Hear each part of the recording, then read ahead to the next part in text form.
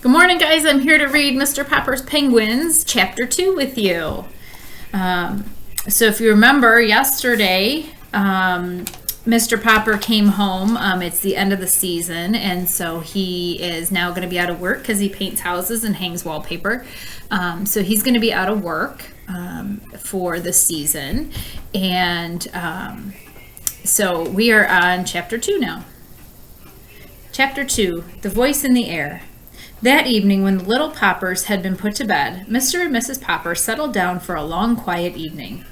The neat living room at 432 Proudfoot Avenue was much like all the other living rooms in Stillwater, except that the walls were hung with pictures from the National Geographic magazine.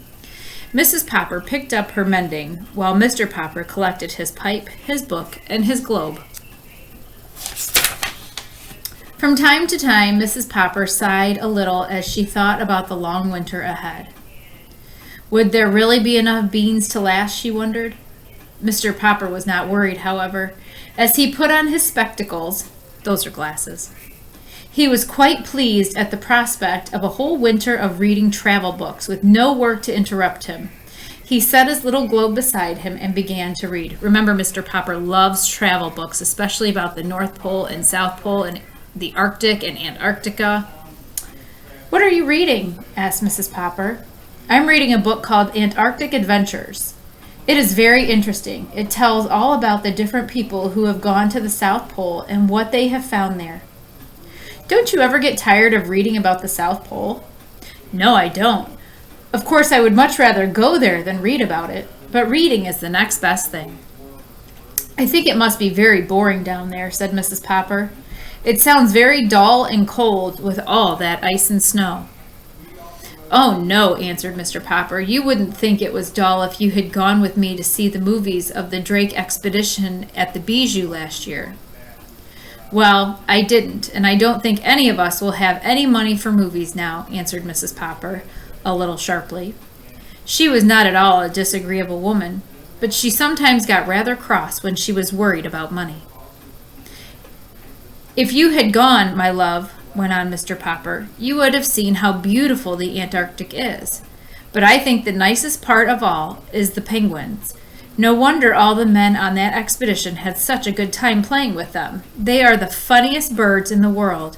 They don't fly like the other birds. They walk erect like little men. When they get tired of walking, they just lie down on their stomachs and slide. It would be very nice to have one for a pet. Pets, said Mrs. Popper. First it's Bill wanting a dog, then Janie begging for a kitten. Now you and the penguins? But I won't have any pets around. They make too much dirt in the house, and I have enough work now, trying to keep this place tidy. To say nothing of what it costs to feed a pet. Anyway, we have the bowl of goldfish. Penguins are very intelligent, continued Mr. Popper. Listen to this, Mama. It says here that when they want to catch some shrimps, they all crowd over to the edge of an ice bank. Only they don't just jump in because the sea leopard might be waiting to eat the penguins.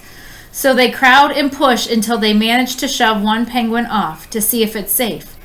I mean, if he doesn't get eaten up, the rest of them know it's safe for them to all jump in. Dear me, said Mrs. Popper in a shocked tone. They sound to me like little pretty heathen birds. It's a crazy thing, said Mr. Popper, that all the polar bears live in the North Pole and all the penguins at the South Pole. I should think the penguins would like the North Pole, too, if they only knew how to get there. At 10 o'clock, Mrs. Popper yawned and laid down her mending. Well, you can go on reading about those heathen birds, but I'm going to bed now. Tomorrow is Thursday, September 30th, and I have to go to the first meeting of the Ladies' Aid and Missionary Society. September 30th, said Mr. Popper in an excited tone. You don't mean that tonight is Wednesday, September 29th? Why, yes, I suppose it is. But what of it? Mr. Popper put down his book of Antarctic adventures and moved hastily to the radio. What of it? He repeated, pushing the switch. Why this is the night the Drake Antarctic expedition is going to start broadcasting. That's nothing, said Mrs. Popper. Just a lot of men at the bottom of the world saying, Hello, Mama. Hello, Papa. Shh, commanded Mr. Popper, laying his ear close to the radio. There was a buzz, and then suddenly, from the South Pole, a faint voice floated out into the Popper living room. "This is Admiral Drake speaking. Hello, Mama. Hello, Papa. Hello, Mr. Popper." "Gracious goodness!" exclaimed Mrs. Popper. "Did he say Papa or Popper?" "Hello, Mr. Popper, up there in Stillwater. Thanks for your nice letter about the pictures of our last expedition. Watch for an answer. But not by letter, Mr. Popper. Watch for a surprise. Signing off, signing off." "You wrote Admiral Drake?" "Yes, I did," Mr. Popper admitted.